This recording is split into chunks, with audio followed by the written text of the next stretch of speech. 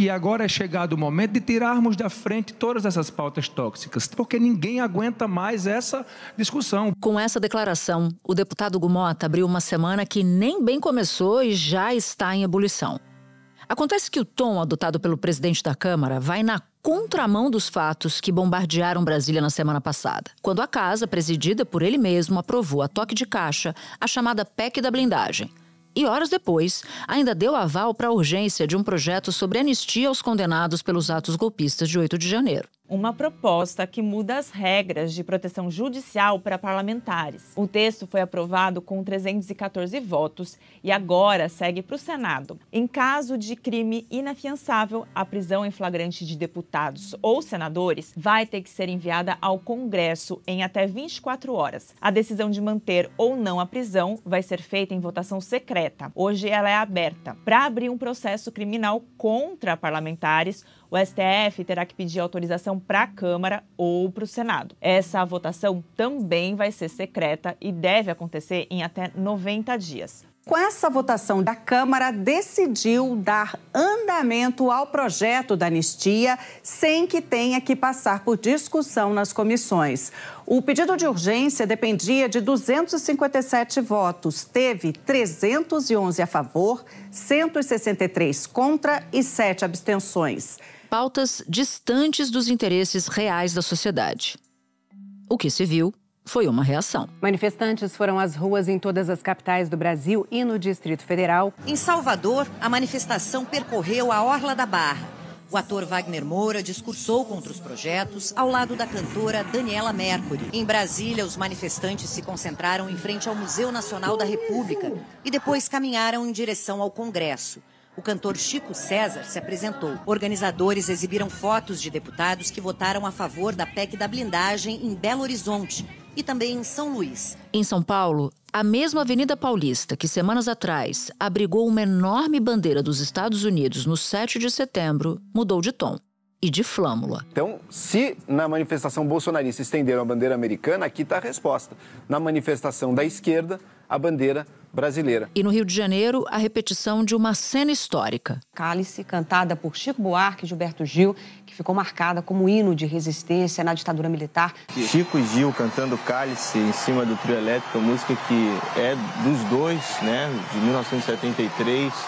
Foi uma música que foi censurada pela ditadura militar, com algumas metáforas, jogos de palavras para driblar a censura. Movimentos que espelharam o humor de parte da sociedade frente às últimas movimentações vindas de Brasília, e cujos reflexos ainda vão bem longe. A política ela pode muito, mas ela não pode tudo. O político tem medo de eleição, tem medo de rua, que estavam avançando com essa PEC da blindagem, mas eles se assustaram com essa mobilização toda. E mais, estão me dizendo nos bastidores que essa articulação de juntar a anistia com o PEC da blindagem foi um tiro no pé, porque eles não vão levar nenhuma nem outra e vão levar sim o desgaste, porque está colado neles agora a ideia junto à sociedade de que eles defenderam esse pacote que visa a impunidade de parlamentares.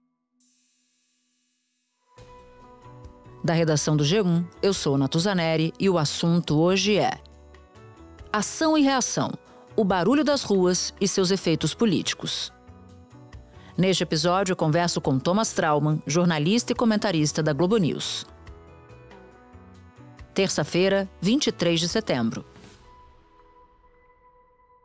Thomas, dimensiona pra gente o significado dos protestos anti-PEC da blindagem e anti-anistia do último domingo, por favor. Os protestos desse domingo, eles são um marco porque é a primeira vez que as pessoas vão para a rua sem uma bandeira bolsonarista nos últimos 10 anos. Desde 2015, mais ou menos, quando começaram as manifestações pelo impeachment da ex-presidente Dilma Rousseff, a direita simplesmente tomou conta das ruas. Ela dominava, ela pautava as ruas. E ela representava assim, vários momentos ela representou corretamente um sentimento popular. No domingo, isso mudou. Em todas as capitais, os participantes mostraram frases contra a anistia a condenados pelos atos golpistas de 8 de janeiro e a PEC que busca proteger parlamentares contra a abertura de processos penais no Supremo Tribunal Federal. Vários atos tiveram bandeiras de partidos políticos, centrais sindicais, movimentos sociais.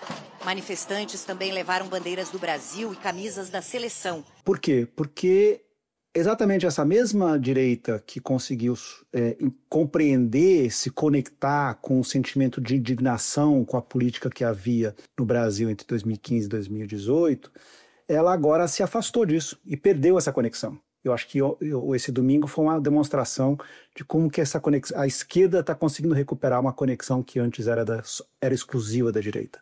E em comparação com o 7 de setembro último, em que os bolsonaristas foram às ruas, que paralelos é possível fazer? Se a gente for ver apenas em números, Natuza, a gente for fazer as comparações, elas são manifestações de tamanho semelhante. Em São Paulo, a manifestação reuniu 42.400 pessoas. No Rio, a manifestação reuniu 41.800 pessoas, segundo contagem feita pela USP, em parceria com o SEBRAP e a ONG More in Common, usando uma metodologia que analisa imagens aéreas da multidão produzidas a partir de drones. São bem semelhantes, a variação é de centenas de pessoas só.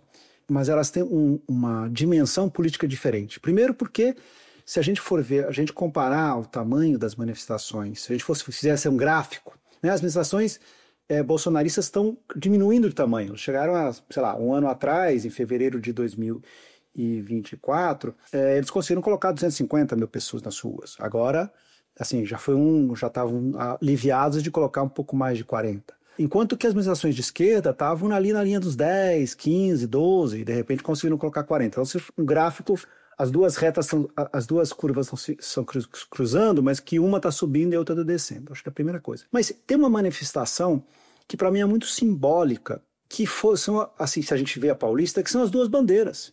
Na manifestação do 7 de setembro, a direita achou por bem colocar uma bandeira gigante dos Estados Unidos como se representando achando que aquilo as representava. Um apoio claro à ação do Eduardo Bolsonaro e do Paulo Figueiredo nos Estados Unidos, e assim como isso fosse um desafio ao governo Lula.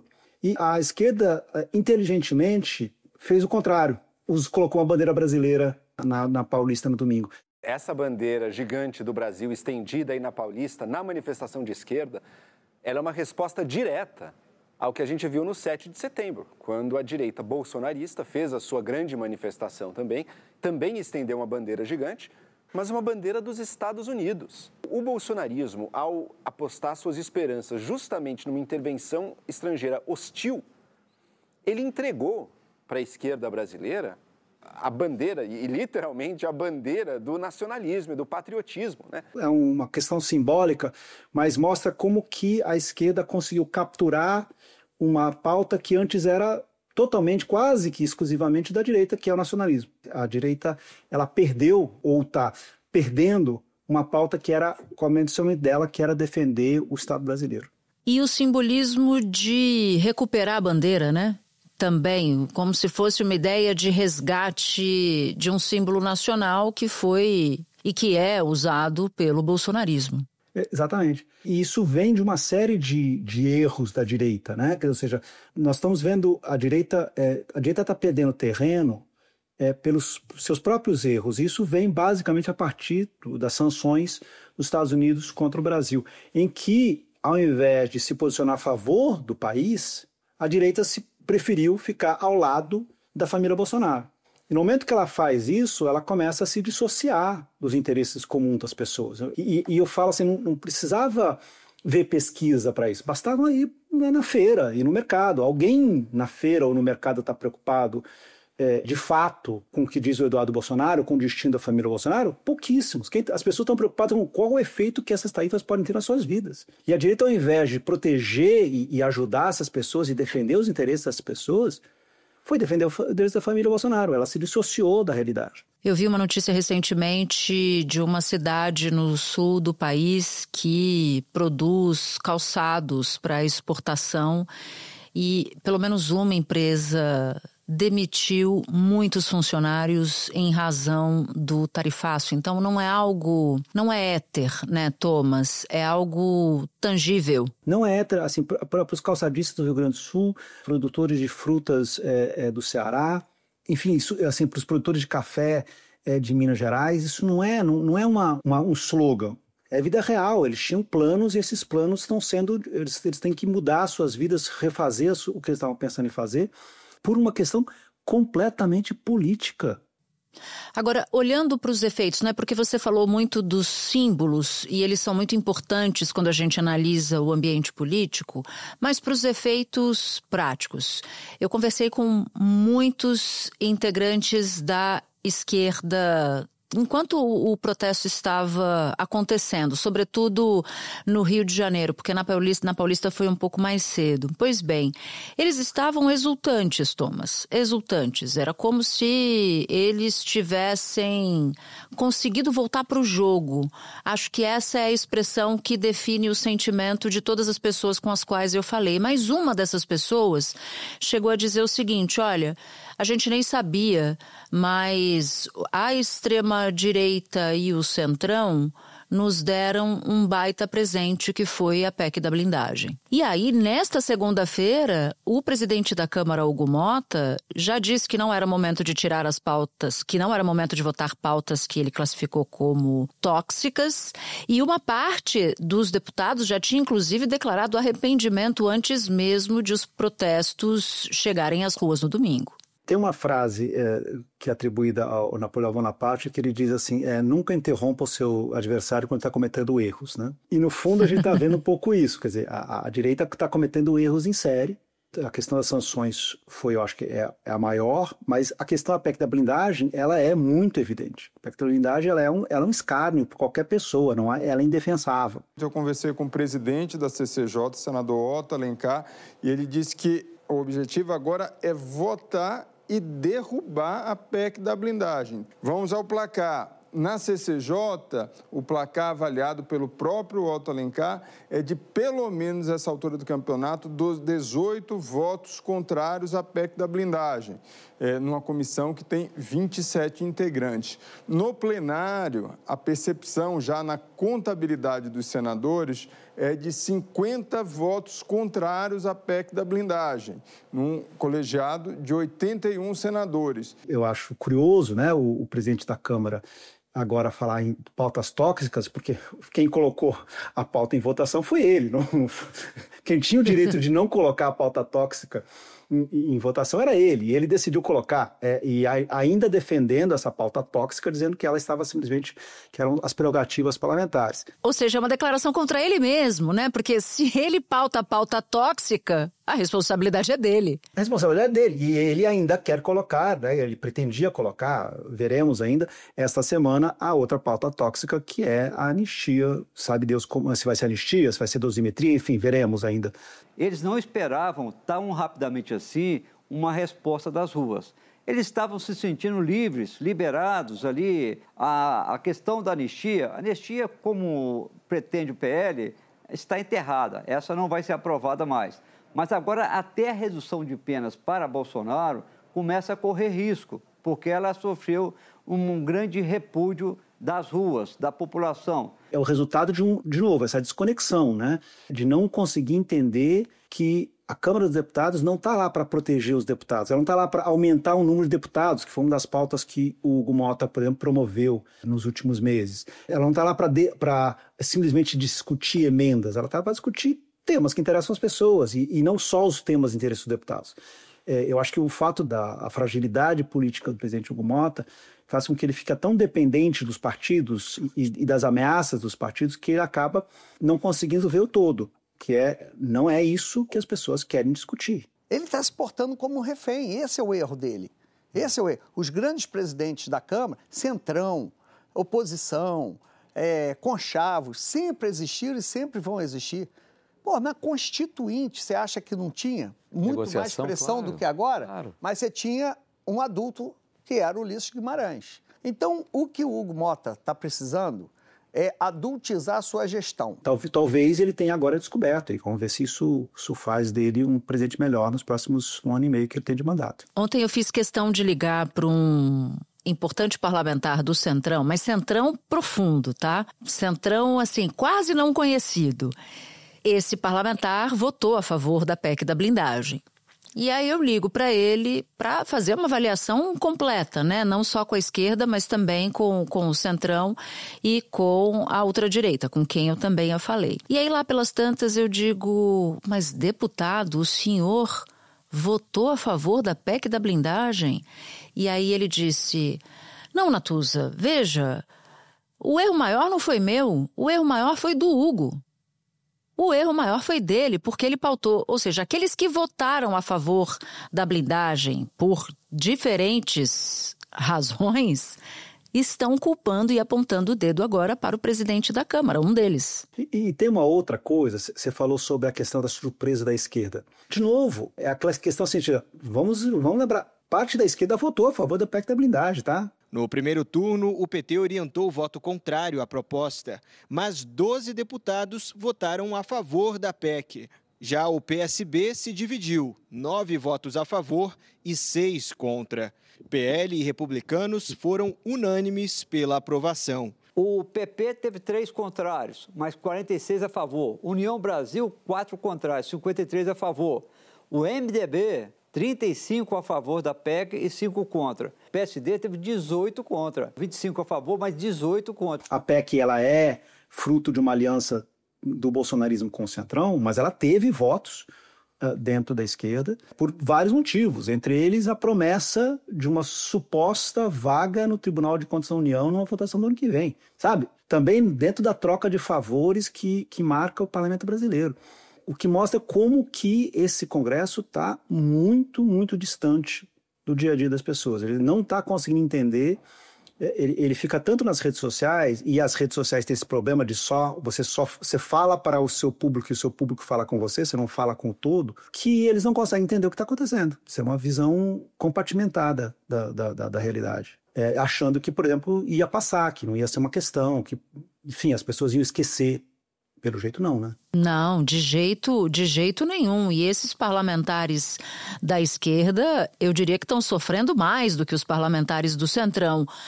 Eu não sei quanto à extrema-direita, porque o discurso antissistema era muito da extrema-direita ou da direita bolsonarista, né, Thomas? Isso meio que fica muito deteriorado depois da PEC da blindagem, porque não há nada mais sistema do que uma PEC que leva um parlamentar a praticamente não ter nenhum risco, não correr nenhum risco de ser processado. Mas os parlamentares da esquerda, esses sim, estão ajoelhados no milho agora, porque as suas bases estão completamente indignadas. Mas esse é um outro assunto. Espera um pouquinho que eu já volto para continuar minha conversa com o Thomas.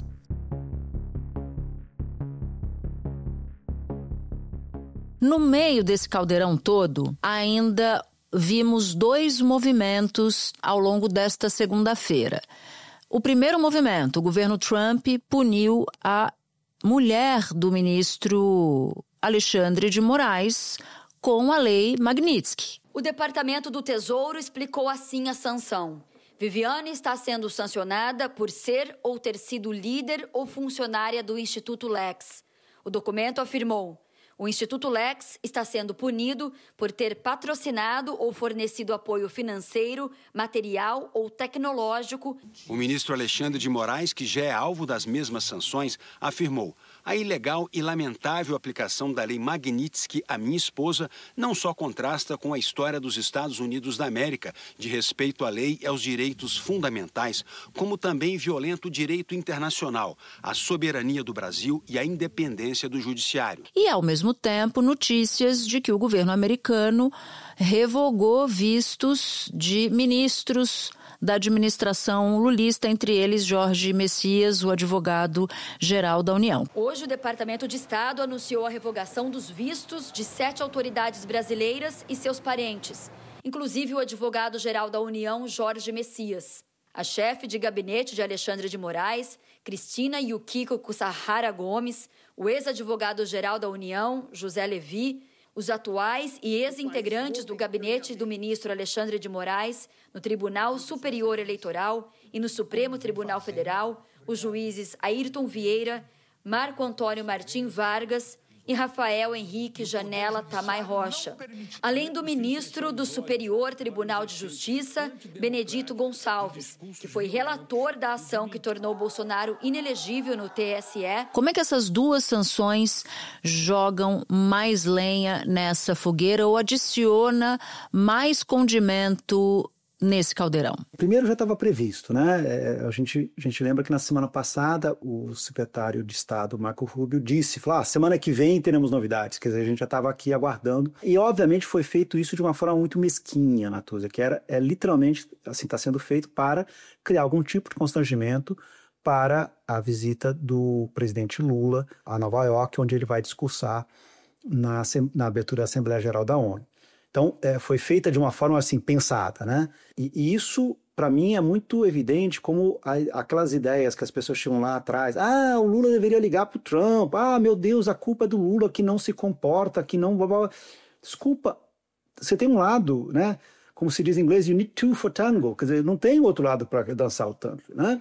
Não tem nenhuma pretensão do governo Trump de atenuar, de abrir algum acordo, né? A frase do secretário de Tesouro americano, o Bessent, chamando a mulher do ministro Alexandre de Moraes de Bonnie and Clyde, né? 2 bandidos americanos. Questionado sobre a aplicação da lei a Viviane Barsi de Moraes, Bessent disse que não há Clyde sem Bonnie. Foi uma referência ao casal de assaltantes que praticou uma onda de crimes nos Estados Unidos nos anos de 1930. É de uma grosseria, ela é uma frase vil, quer dizer, você tá tratando o ministro de uma corte brasileira. Você não pode tratar isso como se fosse um bandido, como ele está fazendo. Muito menos a mulher. Exatamente. Assim, isso mostra claramente que o governo americano vai continuar.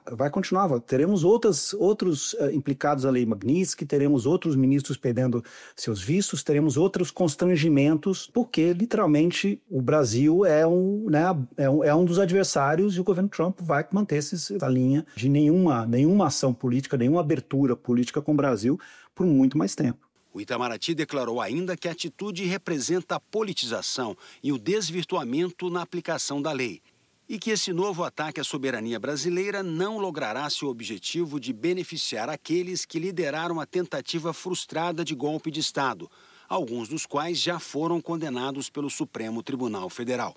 O Brasil não se curvará a mais essa agressão. Eu acho que cria muito mais dificuldades. Porque como é que você vai votar a anistia ou a redução de penas de Jair Bolsonaro, que você precisa, eventualmente, de uma conversa com o Supremo e um aval, mesmo que seja um aval informal do Supremo, no momento em que a mulher de um ministro Supremo está sendo punida e possivelmente outros ministros serão punidos daqui a pouco. Não há clima. No fundo, de novo, joga até contra os interesses da família Bolsonaro, que gostaria de tentar algum tipo de acordo. Eu acho que eles podem ter estragado a possibilidade de um acordo com essa nova ofensiva contra o Supremo. Eu não tenho a menor dúvida disso. Conversei com ministros do Supremo que normalmente são acionados e que mantêm interlocução com pessoas ligadas a Jair Bolsonaro, e eles estavam revoltados. Eles estão interpretando, pelo menos parte da corte, como um ataque à própria corte, né? Um deles relatou, ele falou, olha, eu realmente acho tudo isso pérfido, então o clima não estava bom. Mas eu perguntei, evidentemente, se haveria espaço para ainda tratar de redução de pena. Ele disse, olha, Natuza, eu estou sempre disposto a conversar. E eu tenho sido constantemente procurado por pessoas ligadas a Jair Bolsonaro, recebo todos em meu gabinete e eu estou revoltado com essas pessoas. Porque elas se acham no direito de vir aqui, pedir apoio para uma proposta de redução de pena, elas se acham no direito de vir aqui preocupadas em Bolsonaro não ser preso, a não ser em regime domiciliar, e são as primeiras pessoas que defendem as pessoas que atacam o Supremo nesse momento. Então o clima realmente, Thomas, era muito ruim. E a gente não pode esquecer, Natuza, de outro fator da semana passada que é importante nesse caldo, que é a operação de salvação do Eduardo Bolsonaro. A oposição anunciou que o deputado Eduardo Bolsonaro como líder da minoria na Câmara. É uma tentativa para proteger o parlamentar do risco de perder o mandato por faltas e exceções. O que o PL fez ao indicar o Eduardo Bolsonaro como líder da minoria, numa manobra para tentar salvar o seu mandato, é literalmente o PL assumindo que o Eduardo Bolsonaro é um deles e que o Eduardo Bolsonaro os representa. Portanto, o que o Eduardo Bolsonaro está fazendo nos Estados Unidos, a favor das sanções e a favor de aumentar as tensões entre o Brasil e os Estados Unidos, deixa de ser, o Eduardo é um cachorro louco, está lá sozinho, enfim. Não. Ele tem o aval do maior partido dentro do Congresso. Ele se torna, eles se tornam avalistas e diria até cúmplices do que o Eduardo está fazendo. A Procuradoria-Geral da República denunciou ao STF o deputado Eduardo Bolsonaro e o blogueiro Paulo Figueiredo por coação em processo judicial. Agora cabe ao Supremo Tribunal Federal decidir se a denúncia for aceita. Eduardo Bolsonaro e Paulo Figueiredo viram réus e passam a responder pelo crime de coação, que prevê pena de 1 a 4 anos de prisão e multa.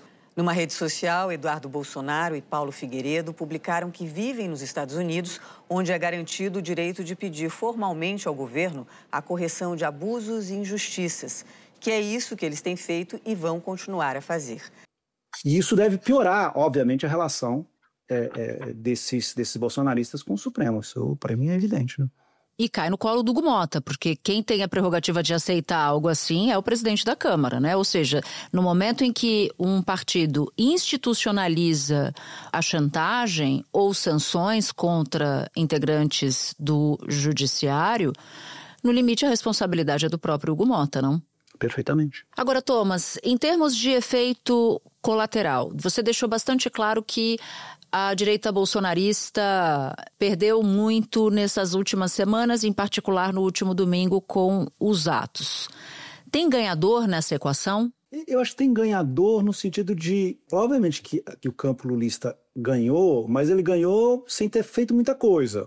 Os próprios deputados petistas estavam assombrados com a quantidade de pessoas que foram na rua. Ou seja, nem eles estão realmente entendendo o que está acontecendo nas ruas. Eles não conseguem entender a raiva e a indignação das pessoas com a PEC da blindagem e com as negociações pró-anistia depois da condenação do ex-presidente. No fundo, eles estão se aproveitando, obviamente que a tendência é que eles se aproveitem, mas eles têm que fazer uma estratégia em relação a isso. Ou seja, qual é a estratégia, qual que é a lógica, como é que você vira a página das discussões brasileiras para uma discussão de assuntos que são reais para as pessoas, que são, por exemplo, o combate ao PCC em São Paulo depois da morte do delegado-geral, porque para mim isso deveria ser o Congresso devia parar para discutir isso, certo? Assim, aquilo para mim foi uma coisa absolutamente chocante. O Congresso devia estar discutindo segurança pública, não discutindo anistia. O Congresso devia estar discutindo, enfim, votar finalmente a questão do imposto de renda, que está adiando. O Hugo Mota agora, até para aliviar a situação política dele nas ruas e dentro da casa, ele precisa colocar o imposto de renda para votar, senão essa semana, na semana que vem. O Brasil tem que olhar para frente. Nós temos que começar a discutir aquilo que realmente importa, que é uma reforma administrativa, que é essa questão do imposto de renda, que é podermos discutir a segurança pública, que é termos uma pauta de entregas à sociedade. É uma oportunidade que o governo tem, mas ele tem que assumir isso e, por exemplo, pegar a PEC da segurança e transformar ela na prioridade zero do governo. Não, sem sombra de dúvida. A gente sabe que o imposto de renda é prioridade, mas ainda precisa do peso do governo para a segurança pública, porque esse peso ainda não foi exposto. Thomas Trauman, muito obrigada, meu amigo, por topar conversar com a gente. Sempre incrível te ouvir. Obrigado a vocês, sempre um prazer.